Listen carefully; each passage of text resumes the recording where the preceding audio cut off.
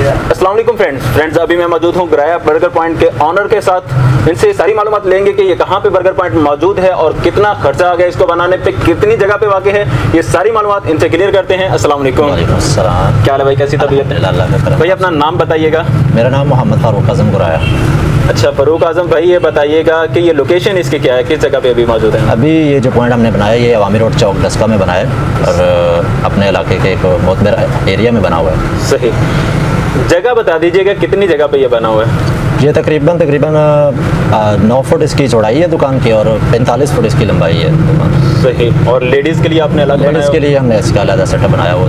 वो तकरीबन कितनी जगह होगी? उसमें तकरीबन 2 टेबल लगे हुए हैं, अगर ज़रूरत पड़ी है तो उससे मज़ीद वसी किया जा सकता है। ये बताइएगा कि आप दुकान के ऑनर खुद हैं या किराए पे ली हुई है? जी, प्रॉपर्टी हमने किराए पे ली हुई है, वैसे बिज़नेस अपना है। सही, प्रॉपर्टी किराए पे ली हुई है। तो इसके लिए जब किराए पे लिए तो कितनी पगड़ी दी हुई है आपने?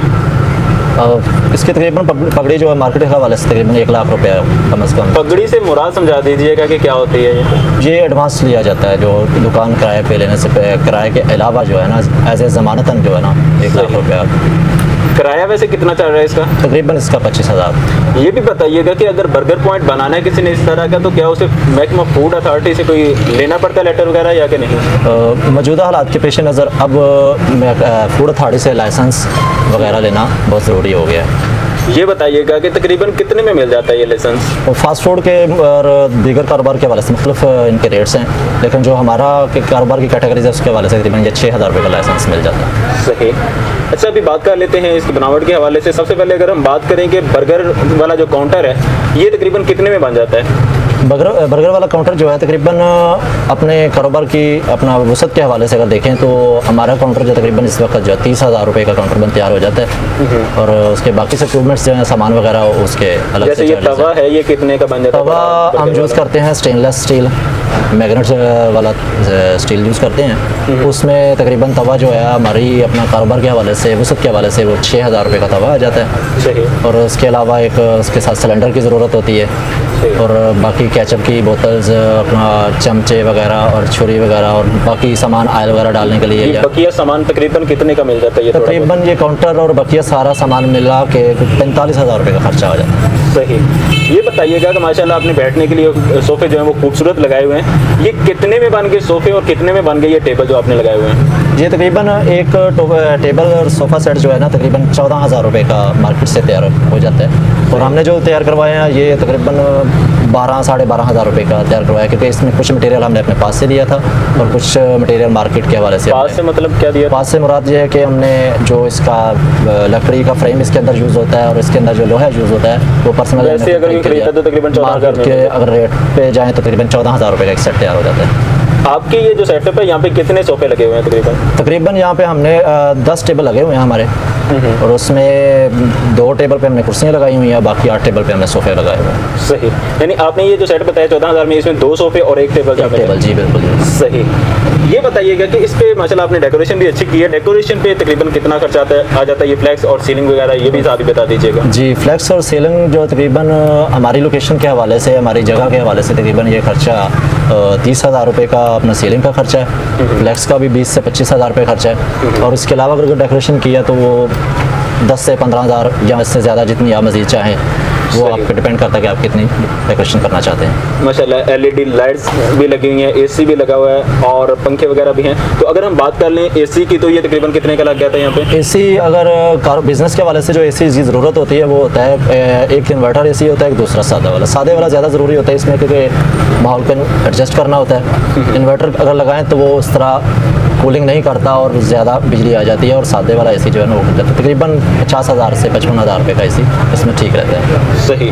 बाकी ये LED लाइट्स और पंखे वगैरह ये सारी मिला के अगर खर्चा मिला के तो तकरीबन LED लाइट्स और पंखे वगैरह मिला के ये भी 20 से 25,000 रुपये का खर्चा है। सही। अच्छा, मैं देख रहा हूँ कि ये आपने ये लगाए हुए हैं, क्या इन्हें बोलते हैं, हीटर से क्या बोलते हैं? Insect killer. इंसेक्ट किलर क्या ये लगाना ज़रूरी है यहाँ पे? जी, पंजाब फूड अथॉरिटी की तरफ से ये अब ज़रूरी करार दे दिया गया है, किसकी वजह से जो आपकी दुकान के अंदर मक्खी मच्छर या दूसरे कोई इंसेक्ट वगैरह आ जाते हैं तो वो इसे कैच कर लेता है और मार देता है वहीं। ये बताइएगा कि ये इंसेक्ट किलर 2 कितने में लग जाते हैं? 2 तकरीबन मुख्तलिफ रेट्स हैं, लेकिन जो हमने लगाए हुए हैं ये तकरीबन 5,000 रुपये के आ जाते हैं। सही।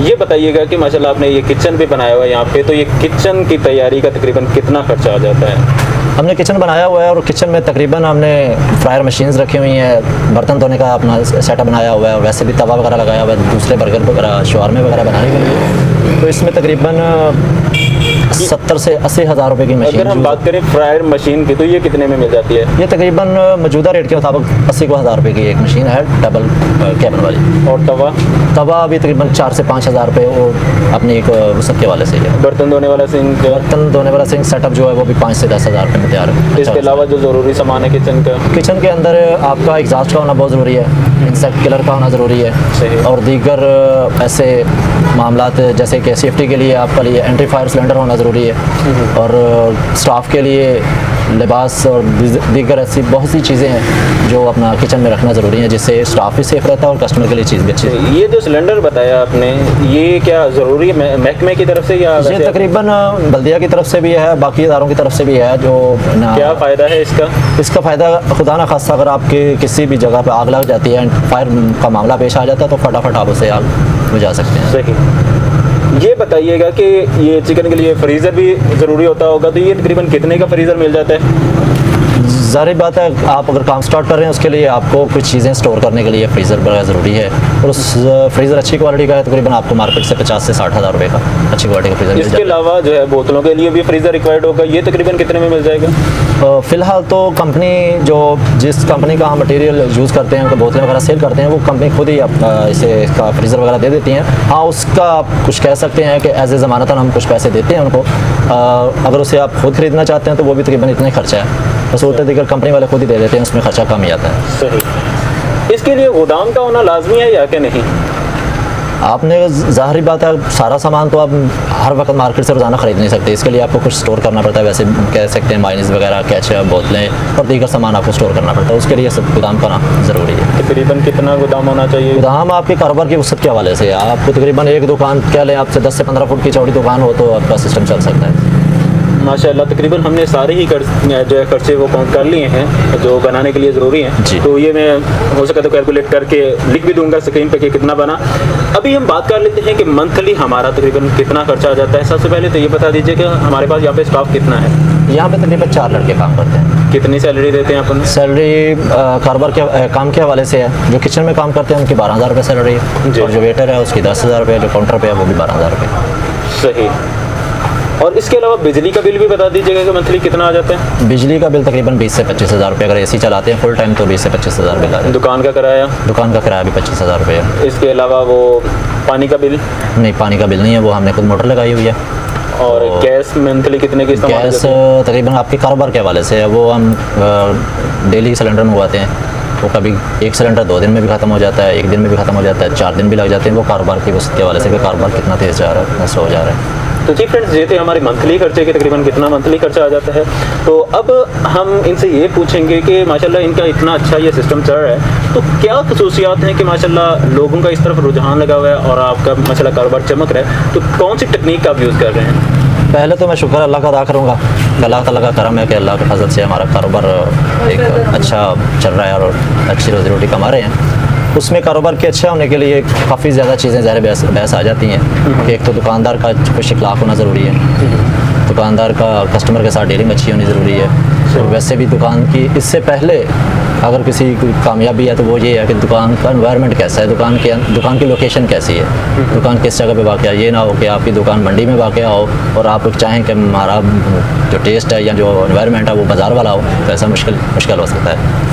तो फ़िलहाल हमारी दुकान के अंदर एक तो पहली बात है कि अच्छे कस्टमर का आना या हमारे कारोबार का अच्छा चलना, इस पर चल रहा है कि काफ़ी ज़्यादा मेहनत की हुई है। हमारे बड़ों ने भी की है, मैंने भी किया, तकरीबन इससे 18 साल हो गए इस काम में मुंसलिक हुए, और उसमें मेहनत, ईमानदारी और जो है कि इखलाक जो है काफ़ी ज़्यादा असरअंदाज होते हैं। सही। ये बताइएगा कि कौन कौन सी आइटम्स आप सेल कर रहे हैं बर्गर के अलावा?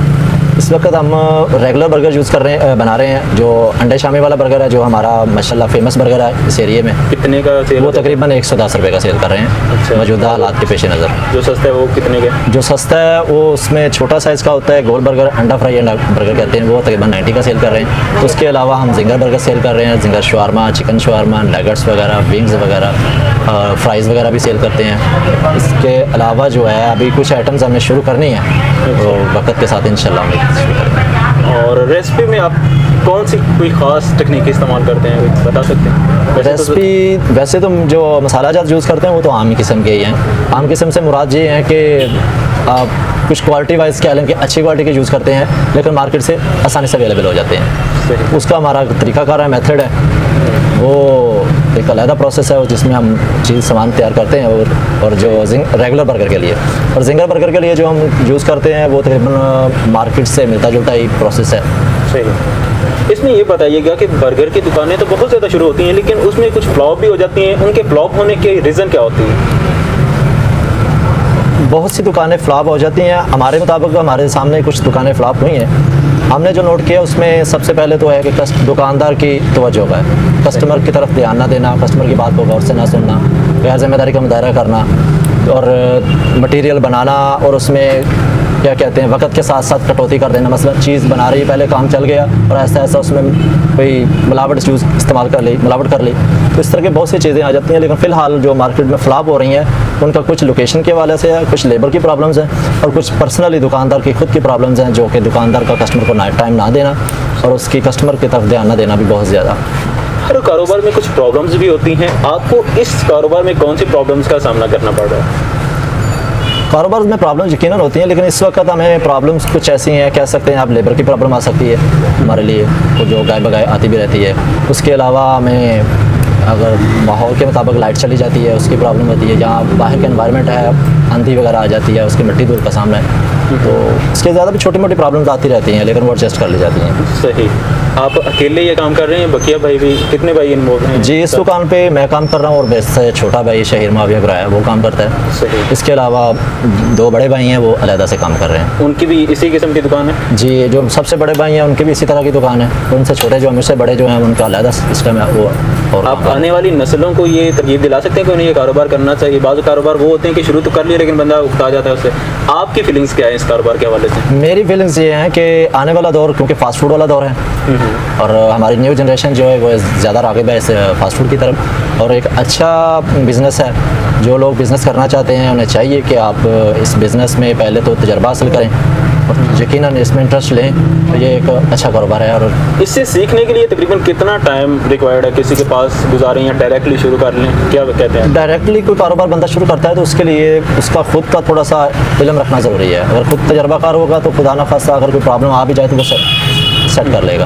तो इस काम को सीखने के लिए तकरीबन अगर कोई कहते हैं, बुजुर्ग कहते हैं कि जितना ज़्यादा तजर्बा होगा उतना ज़्यादा बेहतर होगी, तो कम से कम 1 साल का तो होना ज़रूरी है। अर्निंग के हवाले से अगर बात कर ली जाए तो अर्निंग कैसी है?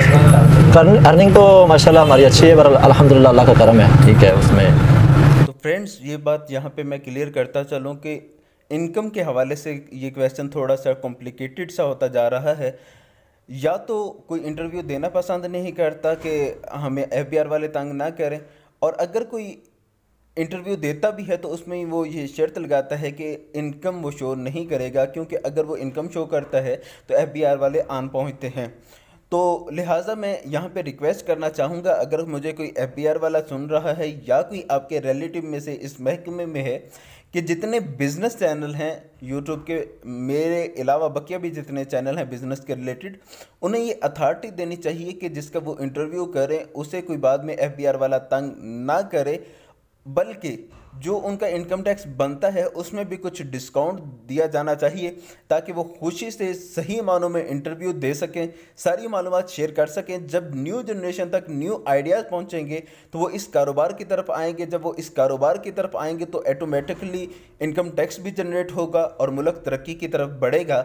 उम्मीद है कि आपको ये बात समझ में आई होगी। उम्मीद है कि आपको ये वीडियो पसंद आई होगी। अगर वीडियो पसंद आए तो इसे लाइक शेयर कमेंट जरूर करें, चैनल को करें सब्सक्राइब ताकि नेक्स्ट आने वाली वीडियोस आप तक पहुंचती रहें। जज़ाकल्लाह, अस्सलाम वालेकुम, बहुत शुक्रिया।